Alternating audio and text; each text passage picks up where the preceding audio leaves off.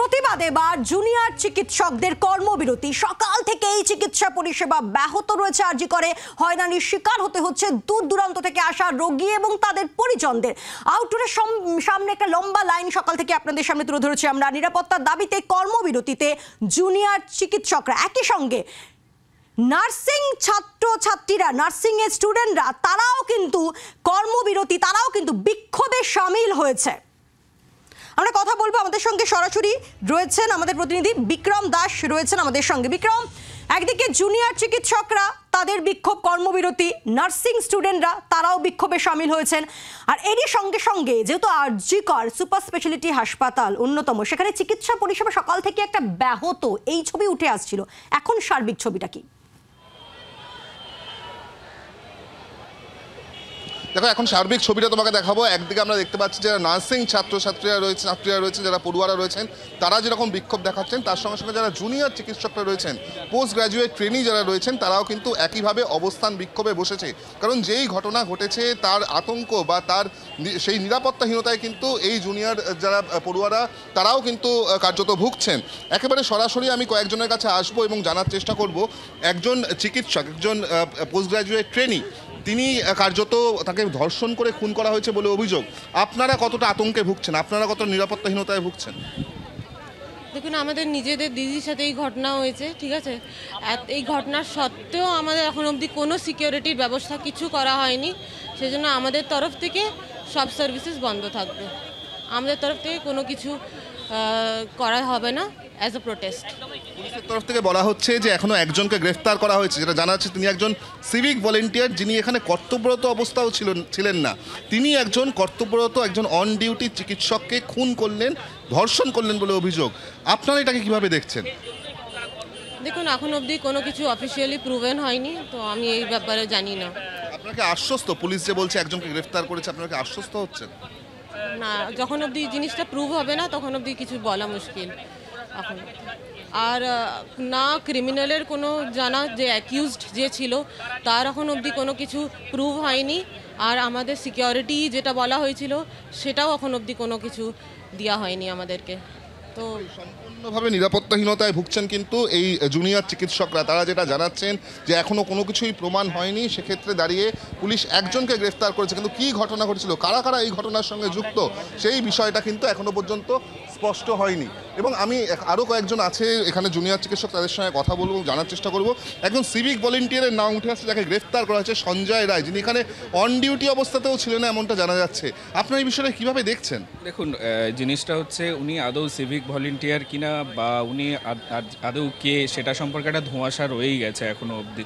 কারণ বিভিন্ন জায়গা থেকে বিভিন্ন রিউমার এসে যাচ্ছে। কেউ বলছেন সিভিক ভলেন্টিয়ার, কেউ বলছেন মেল আয়া, কেউ বলছেন উনি কিছুদিন আগে বিভিন্ন যারা ব্রডব্যান্ডের মানে টাকা কালেক্ট করতে আসতেন এইরকম। কিন্তু লাস্ট 3-4 দিন ধরে ওনাকে এখানে অবাধভাবে ঘুরতে দেখা গেছিলো এবং সিসিটিভি ফুটেজেও সেটা দেখা গেছিলো। সেই সন্দেহভাবে সেটাকে গ্রেফতার করা হয়েছে। জানি না এটা আইওয়াশ কিনা। এই যে সঞ্জয় নামে যাকে গ্রেফতার করা হয়েছে, আপনারা কি তাকে দেখেছেন কখনো এই হাসপাতাল চত্বরে? আমি তো কখনোই তাকে দেখিনি, বাট ওই ফেসটা আমার কখনোই ফ্যামিলিয়ার মনে হয়নি। যেটুকুনি ফুটেজে আমি দেখতে পেয়েছি, যেটা আমরা চোখের সামনে কালকে দেখেছি, ওই ফেসটি আমাদের ফ্যামিলিয়ার নয়। হাসপাতালের কম্পাউন্ডের মধ্যে এইভাবে কি যারা বহিরাগত তাদের যাতায়াত কীরকম অবাধ ছিল? দেখুন, পেশেন্ট পার্টি এবং পেশেন্টের অ্যাটেন্ডেন্ট হিসাবে অনেকেই আসে যার, ঠিক আছে। আমরা এবং সিকিউরিটিরা সেই জিনিসটা খুব যে ভালোভাবে চেক করেন, ওনারা চেষ্টা করেন, কিন্তু যে হিউজ পরিমাণ পেশেন্ট লোড এবং পরিমাণে ওনাদের পক্ষেও হয়তো পসিবল হয়ে ওঠে না সব দিক থেকে। কিন্তু যে ঘটনাটা ঘটেছে সেটা তো অত্যন্ত পাশবিক এবং নিন্দনীয়, দুর্ভাগ্যজনক ঘটনা। সেটার জন্যেই মানে আমরা সঠিক তদন্ত আশা করছি, দাবি করছি। আর যেটা দাবি করছি সেটা হচ্ছে অবিলম্বে দোষীদেরকে গ্রেপ্তার করা হোক এবং দৃষ্টান্তমূলক শাস্তি দেওয়া হোক। একটা শেষ জিজ্ঞাসা আপনার কাছে আমার, দেখা যাচ্ছে প্রচুর রোগীর যারা আত্মীয়রা রয়েছেন, পেশেন্ট পার্টি রয়েছেন, তারা একটা সমস্যার কথা জানাচ্ছেন যে পর্যাপ্ত স্টাফ নেই, পর্যাপ্ত চিকিৎসক নেই, তারাও উদ্বেগে ভুগছেন। পর্যাপ্ত স্টাফ বা পর্যাপ্ত চিকিৎসক তো এটা সরকারের সবসময়ের জন্য কর্মবিরতির জন্য বলা হচ্ছে না। কর্মবিরতির জন্য হসপিটাল তো আমরা সিজওয়ার করেছি, কিন্তু হসপিটাল তো চালু আছে। পরিষেবায় কোনো সমস্যা নেই? সেবায় এখনও পর্যন্ত তো কোনো ঘাটতি হয়নি। আরও একজন এসছেন, আমি তার সঙ্গে কথা বলবো, তাদের সঙ্গে কথা বলবো, জানার চেষ্টা করব। আপনাদেরই একজন সহপাঠী, তিনি যেভাবে খুন হয়ে গেলেন, যেভাবে তাকে ধর্ষণ করা হয়েছে বলে অভিযোগ, একজন সিভিক ভলেন্টিয়ারের নাম উঠে আসে যাকে ইতিমধ্যেই গ্রেফতার করা হয়েছে, সঞ্জয় রায়।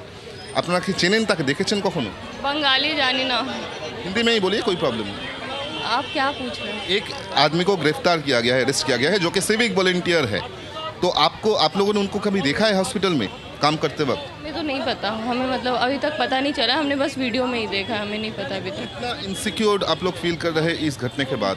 बहुत ज़्यादा ही, इतना ज़्यादा इनसिक्योर अपने कैंपस में होना बहुत ज़्यादा ही गलत बात है, बहुत ज़्यादा इनसिक्योर फील कर रहे हैं, सब में बहुत ही ज़्यादा डर बैठ गया है।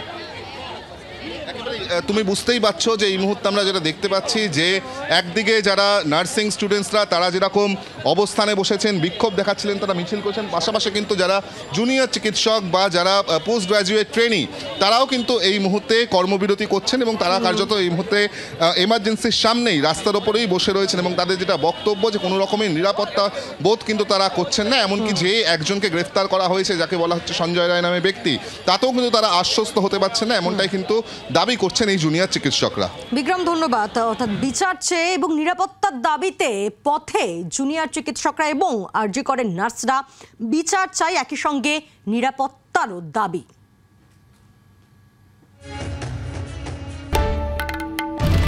বাংলার আওয়াজ, বাঙালির আবেগ, জি 24 ঘন্টা।